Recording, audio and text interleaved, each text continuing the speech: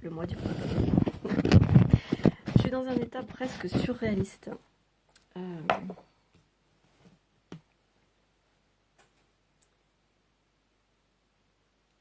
Ces états d'esprit qui font suite aux états d'âme. Les états d'esprit sont des états surréalistes parce qu'ils sont la synthèse des états d'âme. Les états d'âme étant ces états dans lesquels on peut être psychologiquement ou vibratoirement. Depuis 1 an et demi, je rentre de plus en plus dans des états d'âme vibratoires, psychologiques bien sûr, parce qu'il y a toujours beaucoup d'inconscience. Mais il y a quand même une certaine forme de conscience qui est cette acceptation de traverser pour voir. Alors on ne sait pas ce qu'on va trouver, je vous garantis. Et là, du coup, maintenant que les choses se sont révélées, j'aurais jamais soupçonné autant. Voilà. Je savais ces choses philosophiquement. Tout ce qu'il y a sur le triangle dramatique, je le savais philosophiquement, intellectuellement. Mais je ne l'avais pas vécu. Je ne l'avais pas vécu et ça fait 1 an et demi donc que cette histoire de triangle dramatique, j'ai accepté de le vivre. Parce que j'aurais pu passer à autre chose. Hein.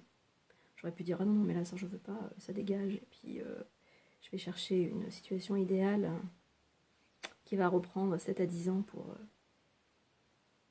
faire apparaître le triangle dramatique qui de toute façon se jouera dans toute relation.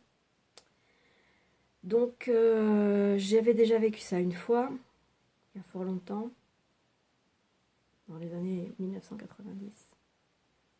J'ai mis 5 ans à m'en remettre. Pour pouvoir rentrer dans une nouvelle relation, j'ai mis 5 ans pour réparer une première relation complètement dramatique, triangulaire, et que j'ai donc pas voulu traverser et que j'ai réglé en une séparation pure et dure. Et puis j'ai mis 5 ans donc à réparer les dégâts, mais je les ai pas réparés en fait, parce que j'ai juste colmaté les brèches quoi, du bateau. Et j'ai continué à naviguer. Après, j'ai passé 10 ans avec un patch émotionnel qui était en fait une âme sœur. Pas une âme jumelle, mais une âme sœur. C'est-à-dire un frère, quoi, qui m'a réparé pendant plus de 10 ans. Donc ça a pris 15 ans quand même pour réparer la première relation.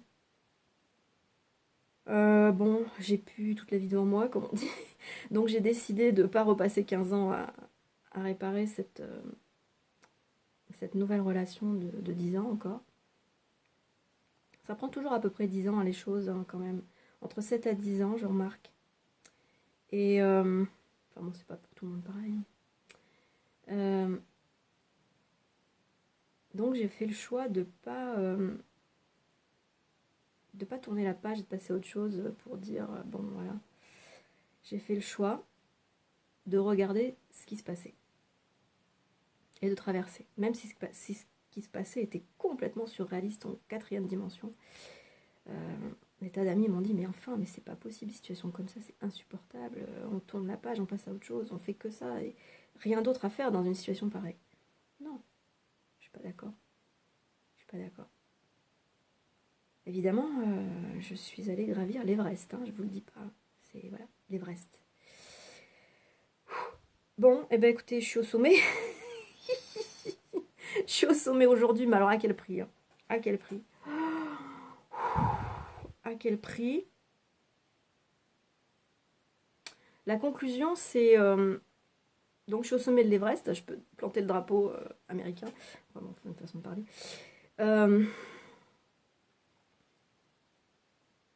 Donc c'est surréaliste. C'est-à-dire que je suis dans la situation au sommet de l'Everest de dire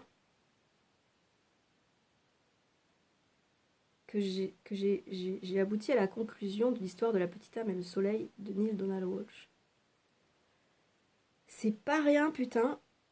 Je suis même hallucinée de retourner dans cette petite histoire enfantine et de réaliser que c'est réalisé, quoi.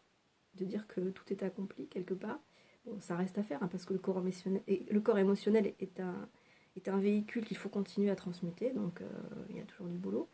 Mais des réalisations comme ça, putain. L'histoire de la petite âme et le soleil de Neil Donald Walsh, c'est un truc, voilà, qui parle du triangle dramatique, mais des origines du triangle dramatique en fait. C'est-à-dire que ces deux petites âmes, elles sont dans le sein de Dieu, dans la lumière pure, elles sont autour de Dieu, elles gravitent comme ça, et puis tout va bien. Elles baignent dans la lumière et l'amour. Mais comme elles baignent dans la lumière et l'amour, elles savent pas ce que c'est que la lumière et l'amour. Et elles se disent, mais c'est quoi l'amour?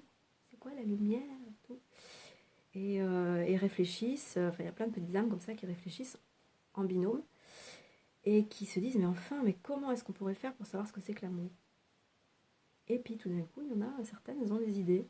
Ah, mais si on créait une densité qui fait que ça crée une projection de la lumière amour, et du coup, on va voir l'ombre, ce qu'on appelle Lucifer. Et donc, on va voir l'ombre et on va pouvoir regarder la lumière, du coup, et savoir ce que c'est. Parce qu'on ne sait pas ce que c'est, là, tant qu'on est dedans. Donc, les deux petites âmes, elles discutent de ça, et elles disent, oui, mais alors, comment on va faire? Il va falloir créer des scénarios. Et puis à ce moment-là, si on crée des scénarios, qui c'est qui va jouer quel rôle on va jouer, quelle chose on va créer. C'est là que naissent les programmes dans le subatome. Et du coup, les programmes dans le subatome, c'est les petites âmes qui décident de ce qu'elles vont jouer. Donc, il faut distribuer les rôles, parce que donc c'est comme une comédie dramatique, qui n'est pas forcément une comédie. Parce que dans nos cas humains, c'est plutôt des drames dramatiques. C'est pas très... Enfin bon, ça peut être risible aussi, hein, ça peut être des comédies, mais pas toujours. Et donc, les deux petites âmes, elles décident de faire un drame, de créer un drame, une histoire où il va y avoir un méchant, un gentil, et que le méchant, il va faire du mal au gentil. Il va y avoir donc un bourreau, une victime, et éventuellement un sauveur donc, qui va venir pour réparer ça, un Christ, quoi, en fait, hein, qui va sauver l'humanité. Et donc, ben voilà, l'histoire de l'humanité, elle s'écrit comme ça, sur cet archétype du triangle dramatique. Et les deux petites âmes, elles décident de distribuer les rôles avant de s'incarner.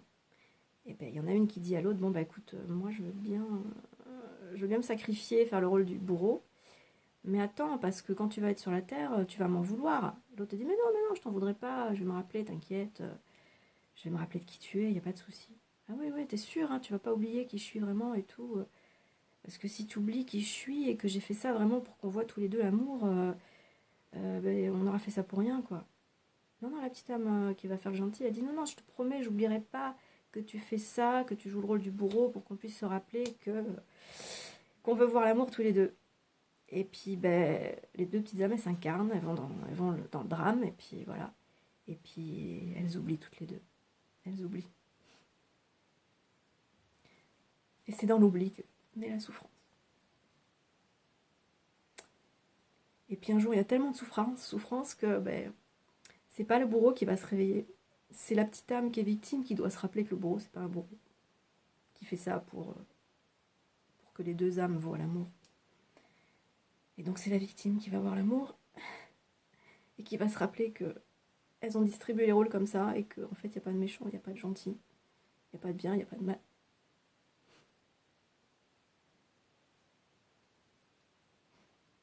Et c'est là qu'elle découvre ce que c'est que l'amour, quoi. Parce que du coup, elle découvre que le mal n'existe pas, que les bourreaux n'existent pas, et donc que les victimes n'existent pas, que c'est juste une illusion. Une bulle de savon qui éclate et qui fait apparaître l'amour, quoi, en fait. Donc c'est juste beau. C'est juste beau. Voilà.